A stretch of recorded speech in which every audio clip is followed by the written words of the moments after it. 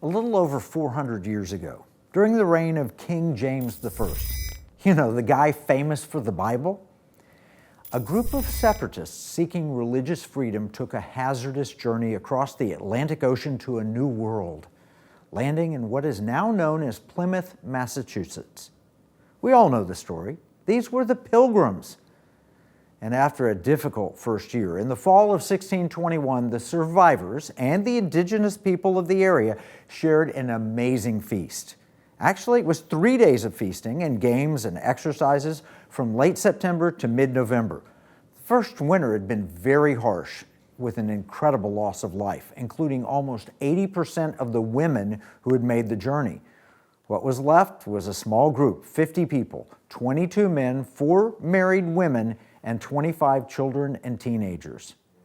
The feast was one of thanksgiving for making it through a year, no matter how harsh, and it soon became an annual tradition for Americans. In 1863, Abraham Lincoln officially named the last Thursday of November as a Thanksgiving national holiday. Join me in the Economic War Room, where we will explore the history of Thanksgiving. And believe it or not, this history has some important economic lessons for today.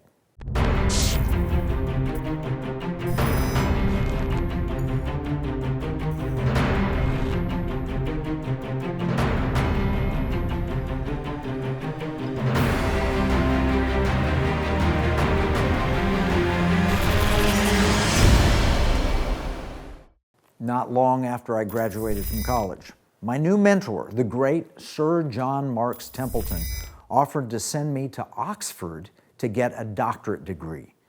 He was funding a new all-graduate college concentrated on business, management, and investing. In order to qualify for the school, Sir John sent me to New York first. I had to meet the president, U.V. Kitzinger. That was 1987. The meeting was to take place at a reception in a Park Avenue, Fifth Avenue apartment in the penthouse. I mean, this is the most expensive real estate in New York. I stayed at the Holiday Inn across town, something I could afford as a young 20-something.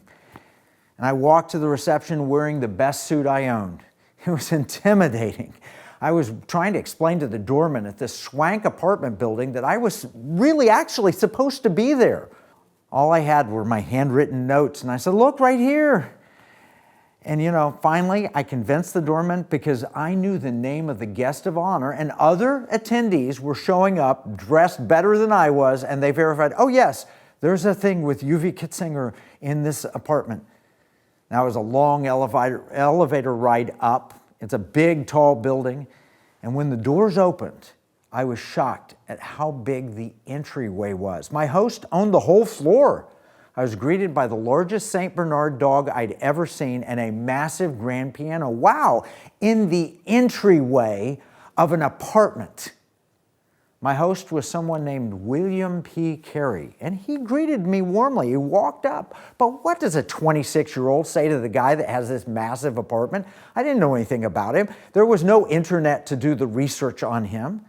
I later learned he was among the most successful real estate investors in New York history. There are colleges named after this guy at Arizona State, Johns Hopkins, the University of Maryland, and the University of Pennsylvania. Those aren't slouch schools. I stammered. He greeted me, and I didn't know what to say. And so, I noticed he had a lapel pin. So I asked him about it. I said, "Hey, that's a beautiful lapel pin." And he answered, "Would you like one?" "This is my Mayflower Society pin." I later learned that he was the Governor General of the Mayflower Society. Now, I knew enough to know that I wouldn't qualify, but he kindly asked anyway, "Are you a descendant from the Mayflower?" Now, I stole my swift answer straight from my 6th or 7th cousin, Will Rogers. "No, sir," I said, "but my ancestors were there to meet the boat." And he laughed. And that night I did meet Dr. U.V. Kitzinger, and I was approved to attend Oxford at Templeton College and get a doctorate. Dr. Kitzinger was an amazing guy. He had an eye patch. He looked kind of like a pirate. Unfortunately, my family obligations prevented me from attending. It was a disappointment to Sir John Templeton, but he later hired me, and I helped build his private client group. That was my second and last shot at Oxford. A few years prior, I'd been a state finalist in Oklahoma for the Rhodes Scholarship. I was the University of Tulsa's candidate for Rhodes Scholar. Now, I share this story to illustrate the powerful impact of the Mayflower and the Plymouth colony. It's a great story of overcoming hardship and building something amazing. I mean, William P. Carey came as a descendant, and now he owned half of New York, or some huge portion. I don't know. But who would have ever imagined that this small group of ragtag people, almost wiped out by the severe challenges of a new world, would result in the America that we now know today? That's all true. But then there's the rest of the story. I mentioned in the open that many of the Mayflower passengers were seeking religious freedom. What I didn't share was that they were under contract to the Virginia Company, and the passengers had all signed the Mayflower Compact that was supposed to be the basis of their government in the New World. Now, under the original rules, every member of the group was expected to work, and all members had an equal share with profits to be given back to the original investors. So basically, they were indentured servants, and they all shared equally in kind of a socialistic framework. On the ground, it certainly functioned a lot like socialism. Even the left-leaning Slate magazine was forced to admit this in a November 25th, 2014 article, and I'm going to quote from it. They said, "It is true that the Plymouth settlers abandoned a system of common ownership in favor of private property." Wait, what? They had a system of common ownership, and they later abandoned it for private property, which they found much more to their liking. So here's what happened. Basically, the Plymouth settlers said, "Oh, we'll share everything and share alike." And the young people said, "Wait a minute, I'm working harder than you are and you're getting an equal share." Well, socialism always fails. And even Slate magazine had to admit it. They quoted, in his memoirs, William Bradford, the colony's first governor, writes that the communal lifestyle was found to breed much confusion and discontent and retard much employment. That means work. For the young men that were most able and fit for the labor and service did repine that they should spend their time and strength to work for other men's wives and children without any recompense. After that, every family was assigned its own parcel of land to farm. And Bradford wrote, "This had very good success, for it made all hands very industrious, so as much more corn was planted than otherwise would have been." Okay, here's the picture.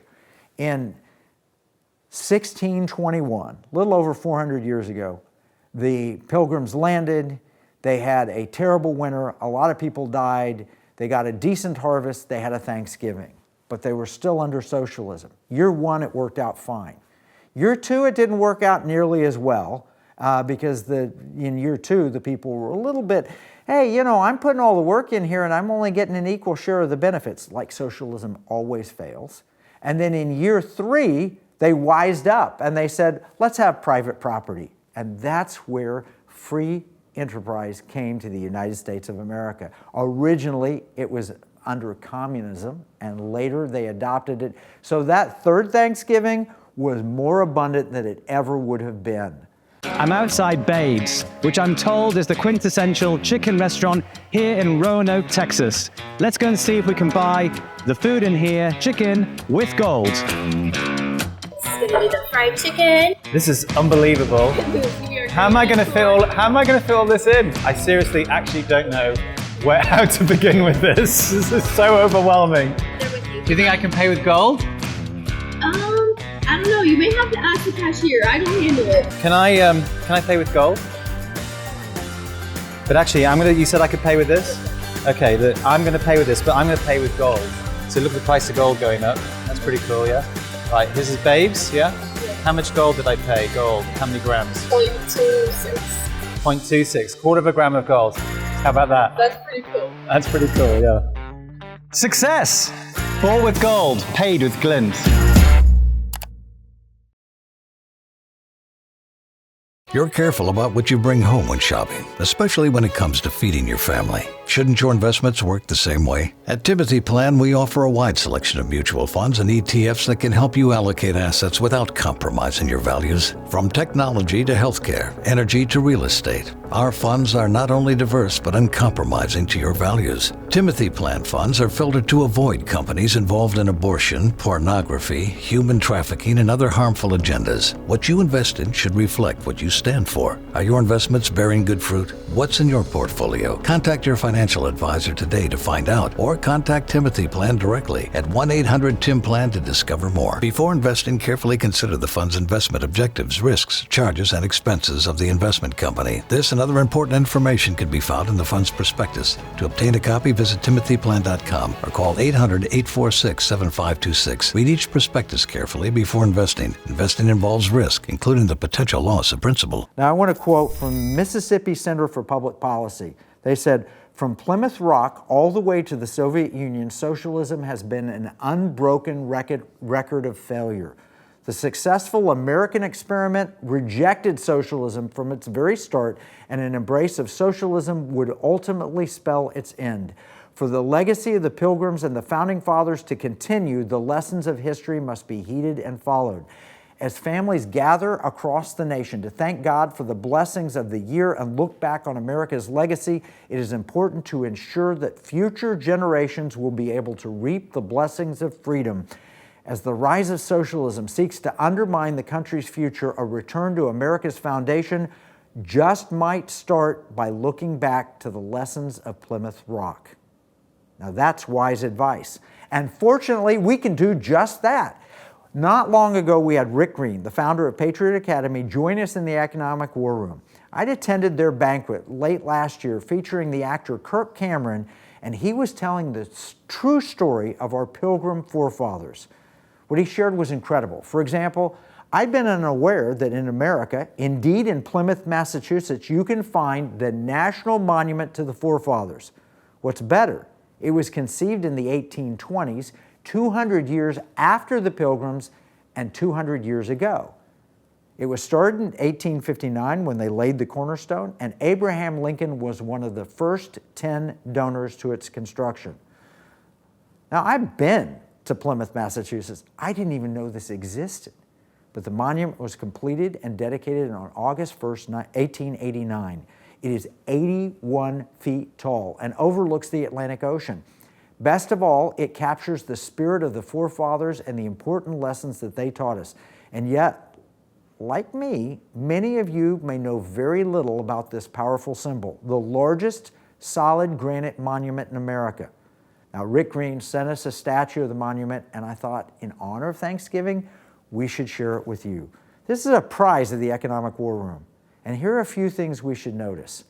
There are 5 main figures with faith at the center, on the top, and the largest, and smaller figures of morality, law, education, and liberty surrounding the main figure. And flanking each major figure are other images to help you explain the meaning. There's also the passenger list of the Mayflower, where you could find the ancestors of William P. Carey, a quote from Pilgrim Governor William Bradford, and engravings that tell the Pilgrim story. To do justice to the monument, let me read from the booklet that accompanied our statue, and this booklet was written by Kirk Cameron. The National Monument to the Forefathers was built to represent the biblical worldview of the Pilgrims. He explains faith, which is at the top. Faith, it is impossible to govern the world without God and the Bible. This is George Washington, founding father and first president of the United States. Everything starts with faith. Faith is the largest of the 5 figures in the monument, faith pointing up toward the God of heaven. You see the pointing up. She has a star on her forehead and a book in her hand. The star represents wisdom, and the book is the Bible. Specifically, she's holding the Geneva Bible, the same Bible the Pilgrims brought with them on the Mayflower ship, not the King James. The Geneva Bible was the first English translation of the Bible that included chapters, verses, and study notes. In other words, the first time for God so loved the world that he gave his only begotten Son was referred to as John 3:16, was in the Geneva Bible. Its pages are being blown open in this statue as if by the wind of the Holy Spirit. Faith's name is inscribed on the rock upon which she is standing. The Pilgrims believed that a free and prosperous nation must begin with a true and living faith. That faith must be in the God of the Bible, and it manifests in 4 essential areas of life: morality, law, education, and liberty. So let's talk about morality. Here's a quote again. Of all the dispositions and habits which lead to political prosperity, religion and morality are indispensable supports. In vain would that men claim the tribute of patriotism who should labor to subvert these great pillars of human happiness, these firmest props of the duties of men and citizens. Morality.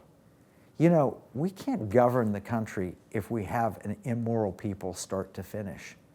That's why the Bible is so important. That's why church is important. Morality. Kirk goes on and says, morality is portrayed as a woman seated on a chair. Her eyes are closed. She is looking inward. Morality was understood by the Pilgrims to be an internal quality. Our Christian ancestors believed that true morality was not something that could be imposed externally by an authoritarian king or magistrate. They believed morality began internally with the transformation of the heart by the Spirit of God in response to the gospel message of salvation. Morality holds the 10 Commandments in her left hand and the scroll of Revelation in her right hand. Now I'll go on. Let's talk about law. Where there is no law, there can be no liberty, and nothing deserves the name of law but that which is certain and universal in its operations upon all the members of the community. That's Benjamin Rush, the founding father and the signer of the Declaration of Independence. Kirk Cameron writes, the man of law is seated in a judge's chair. He is holding the book of the law in his left hand while his right hand is extended in mercy. Notice the judge's book of law is directly beneath the book of God's law in faith's hand, which is the Bible, indicating that man's laws must always line up, be in agreement with God's laws. And engraved on the right side of the judge's chair is the Lady of Justice. She's holding weighing scales in one hand and a sword in the other. The sword represents that civil government is power and does not bear the sword in vain. That's Romans 13:4. To the judge's left is an engraving of God's mercy. Good laws are not only just, but a divine blend of justice and mercy, just as God's laws are both just and merciful. When a society secures good morality through faith and civility through good laws, evil will be reasonably restrained and children can be successfully educated. The next pillar here is education. Again, quoting Benjamin Rush, the only foundation for a useful education in a republic is to be laid in religion. Without this, there can be no virtue, and without virtue, there can be no liberty, and liberty is the object and life of all republican governments. Education here is represented by a radiant woman holding a book of knowledge. She's wearing a laurel wreath of victory around her head. Notice that education is not represented by a government authority. Education is characterized by a woman, likely a mother. The Pilgrims believed that children were the trust of the family, not of the state, and believed that education was a God-given, parent-led privilege and sacred responsibility. A civil government-controlled education would have been viewed by the Pilgrims as a great tyranny and abuse of their sacred trust. Remember, the Pilgrims were free-thinking Christians who had Bibles from which to reason. Moreover, they had just left a tyrannical government leader who wanted to pervert their biblical faith and educate their children with a false view of the world. Some things never change, right? Liberty. Those who can give up essential liberty to obtain a temporary safety deserve neither liberty nor safety. That's Benjamin Franklin. Benjamin Franklin, of course, founding father, signer of the Declaration of Independence, really noted, amazing man. So Franklin talked about the essential liberty. Here's what Kirk Cameron writes. Christianity, rightly understood and lived out, produces liberty. Liberty, man is the product.